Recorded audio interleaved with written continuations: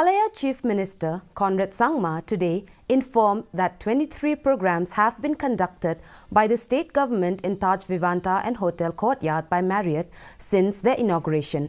Replying to a query by legislator Bante Dorlingdo during the ongoing budget session of Meghalaya Legislative Assembly, the Chief Minister said the total amount of expenditure that has been incurred by the government for programs held in these hotels is Rs 2 crore 13 lakh and 96,000. Further, Sangma said that the government had spent around 62.47 lakhs for holding the recent G20 summit in Hotel Courtyard by Marriott in Shillong.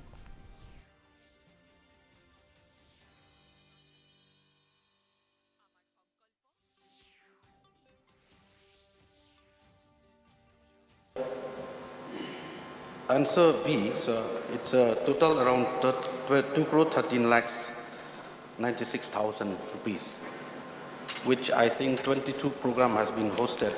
Do the government, they plan to do program only in this two hotel? Or? Out of the 2 crores that was spent, close to 65 lakhs was only for the G20 summit. 52.47 was spent only on the G20 summit.